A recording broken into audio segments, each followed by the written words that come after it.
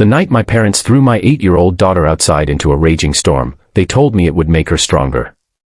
What they did not know was that my military training had taught me exactly how quickly a harmless storm could become a life-threatening emergency.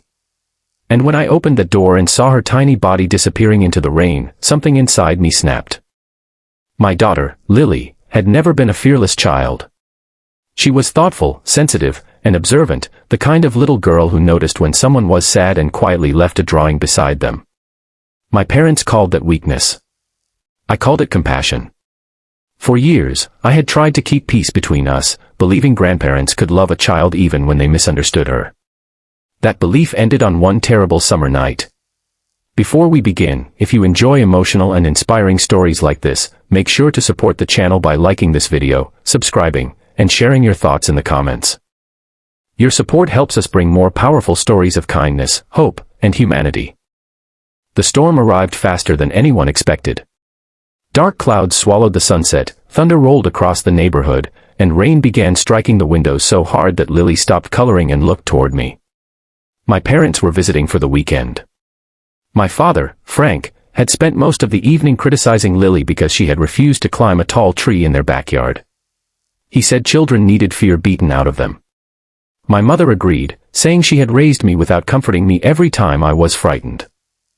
I had heard versions of those words my entire childhood.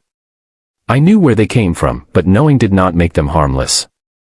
When lightning flashed, Lily moved closer to me. My father laughed and said, "There she goes again. Hiding behind Dad." I looked at him and told him to stop. He shrugged. Then thunder cracked directly overhead, and Lily covered her ears. My mother suddenly stood up. "Enough," she said. "She needs to learn." Before I understood what she meant, she took Lily by the hand and walked toward the back door. Lily protested softly, asking what she had done wrong. I followed them, but my father stepped between us. He was bigger, older, and angry, but I was not a frightened boy anymore. I told him to move. Instead, my mother opened the door. Rain exploded across the porch. Wind ripped through the yard, bending the trees sideways. Lily stared at them with wide eyes. "5 minutes," my mother said. "Stand outside. You will see there is nothing to fear." Then they pushed her through the doorway and shut it. For 1 second, I could not move. I heard Lily screaming my name through the glass. Then my military instincts took over. Years of training had taught me that panic wasted time. I checked the storm direction, remembered the yard layout, grabbed a flashlight, a rain jacket, and the emergency kit I kept in my car. My father shouted that I was overreacting. I ignored him. I opened the door and ran. Lily had already crossed the yard. The wind was so strong she could barely stay upright. I shouted her name and saw her turn, but a flash of lightning illuminated a fallen branch sliding across the grass. She stumbled backward. I reached her seconds before another gust knocked her down. "Daddy!" She grabbed my jacket with both hands. I pulled her against my chest and crouched low, shielding her from the wind. "We're going inside," I said. But the back door slammed shut behind us. I tried the handle. Locked. I looked through the window. My father stood inside, watching. He shook his head. "She needs to finish the lesson." For the first time in my life, I was not angry at my father. I was terrified of what he had become. I carried Lily toward the side gate, but another problem appeared. A large tree had fallen across the path, blocking our easiest route. I remembered the property from earlier that day and moved toward the front driveway instead. Water was already rushing along the pavement, turning the street into a shallow stream. Lily was trembling. "Am I in trouble?" she whispered. "No," I said. "You did nothing wrong. Grandma said I was weak." I stopped walking. "Being scared doesn't make you weak," I told her. "Knowing you're scared and still trusting someone who loves you, that is courage." We reached my car, but the engine would not start. Water had begun collecting around the tires. I tried once, twice, then stopped. Training told me not to waste precious seconds fighting equipment that had already failed. Across the street stood the small community shelter used during severe weather. It was only a few hundred yards away, but between us and the shelter was a flooded intersection. I carried Lily. Every step was difficult. Rain stung my face. Thunder shook the ground. Lily buried her head against my shoulder, and I could feel her heartbeat racing beneath her wet shirt. Halfway across, I heard a loud crack behind us. I turned. A huge branch crashed onto where we had been standing. Lily lifted her head. "Daddy." "I know." She understood my voice before my words. I tightened my grip and kept moving. At the shelter, a volunteer opened the door and pulled us inside. Lily was wrapped in blankets while I checked her hands, feet, breathing, and temperature. She was shaken but safe. I finally allowed myself to breathe. Then my phone rang. It was my mother. She was crying. "The house is flooded," she said. "Your father slipped. We can't get out." For a moment, I closed my eyes. I could have walked away. I could have told them to call someone else. A part of me wanted them to feel the fear they had forced onto my daughter. But Lily was watching me. She reached for my hand. "Daddy, help Grandma." That was when I understood something my parents never had. Strength was not the ability to make someone smaller. Strength was having every reason to turn away and choosing compassion anyway. I called emergency services and gave them the exact location, then explained the safest route to the house. My military experience helped me describe the flooding, blocked driveway, and likely hazards without exaggeration. Rescue crews arrived within minutes. My father was carried out first. He looked at me but said nothing. My mother followed, wrapped in a blanket, her face pale and ashamed. Lily stood beside me. My mother approached slowly. "I thought I was teaching her to be strong," she whispered. I looked at my daughter, then back at her. "You were teaching her that the people who should protect her might hurt her." My mother began to cry. "I know." Those 2 words did more than any apology could have done. My father eventually came forward. He looked older than he had that morning. "I was wrong," he said. Lily stared at him cautiously. He lowered himself to her height. "I should never have put you outside." She did not hug him. She did not pretend everything was fixed. She simply said, "I was scared." My father nodded. "I know." And for once, he did not tell her to stop being afraid. Weeks passed before Lily felt comfortable around them again. My parents attended counseling and slowly learned that discipline without safety was not strength, and fear was not a lesson plan.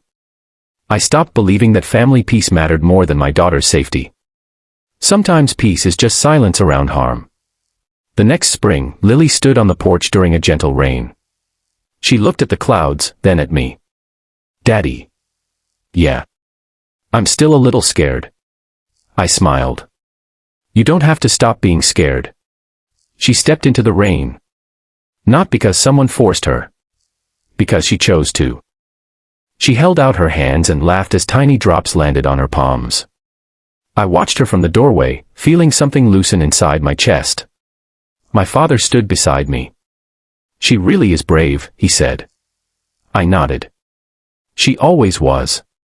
He looked at me. I didn't see it. "No," I said gently. "You didn't." Lily turned toward us, smiling. "Come on." My father hesitated, then stepped outside with her. For the first time, he did not teach her how to survive the storm. He simply stood beside her in the rain. But the hardest part came later, when the house was repaired and life returned. Trauma does not always announce itself with tears. Sometimes it appears in small questions asked at bedtime.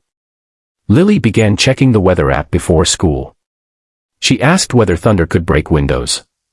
She kept her shoes beside the bed. One night, I found her sitting awake in the hallway, holding the flashlight I had given her during the storm. She looked embarrassed when she saw me. "I know it's silly," she said. I sat beside her on the floor. "It isn't silly.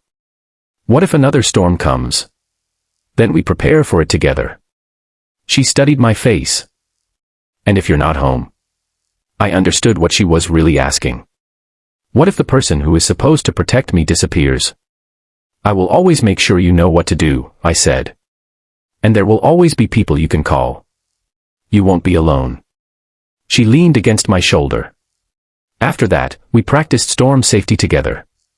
We learned where the safest room was, kept an emergency bag ready, and made a family contact list. I never turned those lessons into fear. I turned them into confidence. My parents changed slowly, not dramatically. My mother began bringing Lily books instead of lectures. She learned to ask before giving advice. My father struggled the most. He had been raised to believe tenderness created weakness, and admitting mistakes felt almost impossible to him. But every Sunday, he showed up. Lily examined it carefully. Did you make it strong? He smiled. I tried. She pointed to one crooked corner. This part needs fixing. My father laughed. Then we'll fix it together. I watched them from the kitchen window. It was not a perfect family reunion. There were no magical apologies that erased the past. There was something better, effort repeated until trust had a chance to grow. That experience changed the way I parented too. I stopped teaching Lily that bravery meant never needing help. I taught her that asking for help was one of the smartest things a brave person could do. When she failed, I stopped rushing to solve everything. I stayed nearby, let her struggle safely, and reminded her that mistakes were temporary. Months later, during another thunderstorm, Lily came running into the kitchen. For half a second, I expected panic. Instead, she grabbed the emergency flashlight and smiled. Dad, I checked the weather. We should unplug the television. I laughed. You're right. She looked toward the window as lightning flashed. It's loud. It is. She took my hand. But I'm okay. Those 3 words meant more to me than she could ever know. The storm outside grew louder, but inside our home there was no fear pretending to be strength. There was preparation, trust, and love. And I finally realized that protecting a child does not mean building a world where nothing frightening ever happens. It means building a relationship where, when frightening things happen, the child knows exactly who will come running. And sometimes, that is the greatest lesson a child can receive. Courage is not the absence of fear. It is knowing you are loved enough to face fear without facing it alone. If this story touched something in your heart, share your thoughts in the comments. Have you ever learned that true strength looks different from what someone taught you? Your experience might help someone else feel less alone.